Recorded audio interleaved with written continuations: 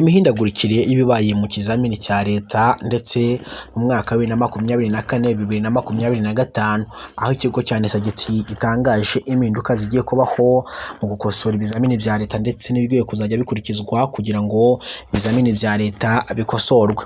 NESA yatangaje ko batazongera gutangaza amanota mu byiciro nk'uko kuri mwajyaga mwumva ngo umuntu ku cyiciro cya mbere, icyiciro cya kabiri, icyiciro cya gatatu, icyiciro cya kane, ahubwo hagiye kubaho gukosora amanota kwijana nk'uko musanzwe muyabona kuri birote. Ni itangazo rero rya NESA yashize hanze ndetse ishize hanze mu gihe twebwe tukiri kwitegura nyine cyangwa se abanyeshuri bakiri kwitegura kuba mwakora ibizamini bisoza amashuri yisumbuye cyangwa se primaire, segonderi ndetse n'ahandi hagiye hatandukanye.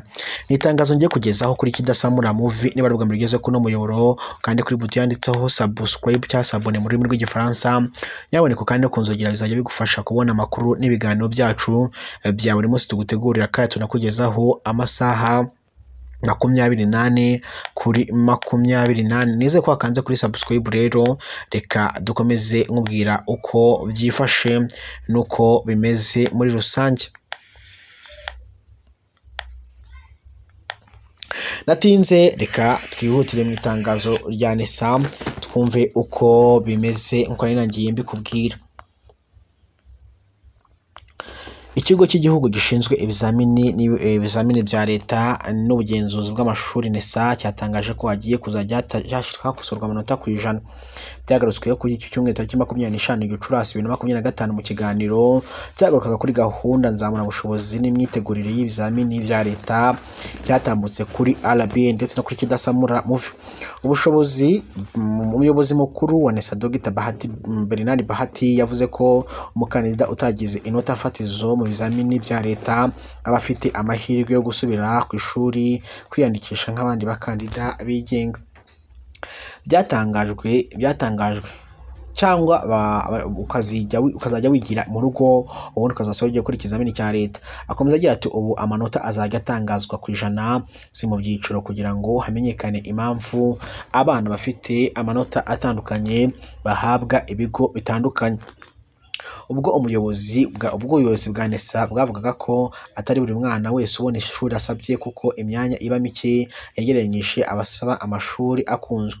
Ati urugero ishuri rifite imyanya 120 usanga ari gusabwa n'abanyeshuri barenga 1000.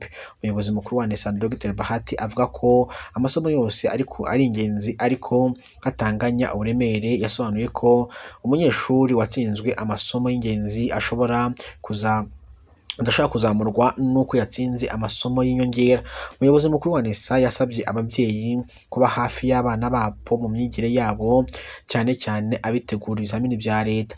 Yagize ati abana bakwiye kwitegura neza ibizamini bya leta no kwirinda igihunga n'isuzumwa nk'ayandi basanzwe bakora. Yakomeje avuga ko umubare w'abana bakora ibizamini bya leta biyongereye ugereranyije n'umwaka ushize.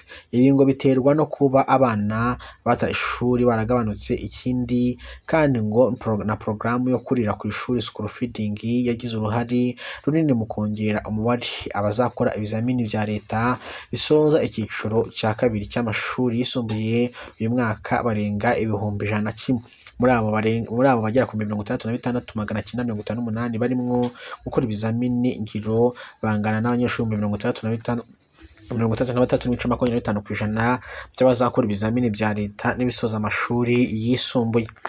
Yakomeje abisobanura neza mu buryo bwumvikana ati abiga uforomo bari gukora ibyo bizamini ngiro n'abanyeshuri 45 n'abanyeshuri 459 mu masomo y'imyuga n'ubumenyingiro naho 36,837 mu burezi, naho abanyeshuri 3,829 mu ibaruramibare, naho 3,892 naho mu masomo ya siyansi 22,530. ni mu gihe abanyeshuri bazakora ibizamini bisoza ibyiciro bitandukanye by'amashuri yombi cyangwa se haba tronc commun, segonderi mu wa gatandatu ndetse no muri primaire n'abanyeshuri barenga 4,471 bose bagiye gukora examen ya leta mu gihugu hose. Ubwo impinduka zabayemo murazumvishije, ubwo tubifurije amahirwe no gutsinda.